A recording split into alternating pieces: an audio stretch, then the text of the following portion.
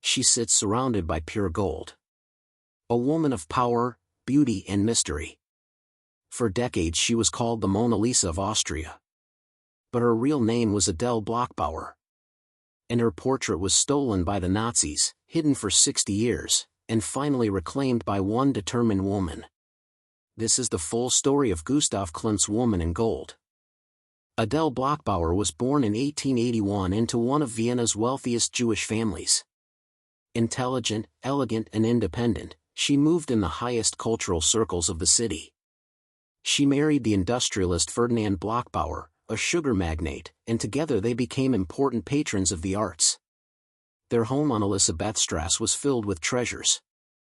Adele was not a conventional society wife. She was a woman of strong opinions, interested in politics, literature and modern art. Some historians believe she may have had a romantic connection with Klimt, though this has never been proven. What is certain is that in 1903 Ferdinand commissioned Gustav Klimt to paint his wife's portrait. It would take 4 years to complete. Klimt was at the height of his golden period. He covered the canvas with gold leaf, silver and intricate patterns inspired by Byzantine mosaics, Egyptian symbols and Japanese art. Adele sits on a golden throne against a starry golden background. Her dress is a cascade of geometric inorganic forms, eyes, triangles, spirals.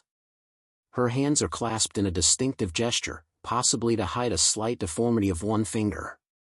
The painting is both realistic and abstract. Her face is painted with delicate realism, while everything around her dissolves into pure ornament. It is less a traditional portrait and more a modern icon. When it was finished in 1907, it made Adele a celebrity in Vienna's cultural world.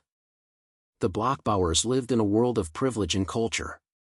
Adele died suddenly in 1925 of meningitis at the age of 43. In her will she expressed the wish that her husband should leave the Klimt paintings to the Austrian State Gallery after his death. Ferdinand kept the paintings in their home. They became a kind of shrine to his late wife.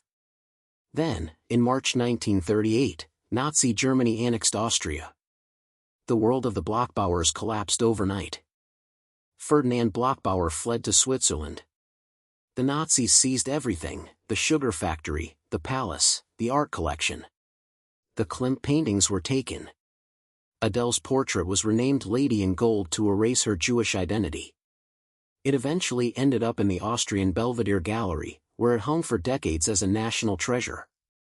Ferdinand died in exile in 1945, never recovering his property. His last wish was that the paintings should return to his heirs.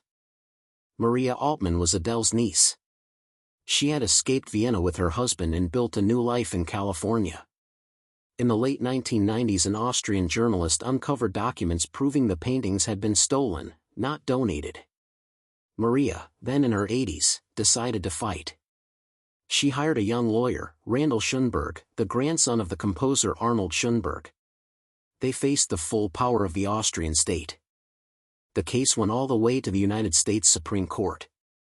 In 2004 the court ruled that Maria could sue Austria in American courts. Austria then agreed to binding arbitration. In January 2006 3 Austrian arbitrators ruled that 5 Klimt paintings must be returned to the heirs. After almost 70 years, the Woman in Gold came home to the family. Maria Altmann sold the portrait to Ronald Lauder for the Neue Gallery in New York for $135 million, at the time the highest price ever paid for a painting. She said she did not want the money for herself. She wanted justice. And she wanted the world to know what had been taken from her family. Today the Woman in Gold hangs in New York. She no longer belongs to a state that once erased her name. She belongs to history, and to the memory of those who refuse to forget. Sometimes the most powerful stories in art are not about beauty alone. They are about justice that arrives decades too late. And still matters. Subscribe if you want the stories paintings never tell themselves.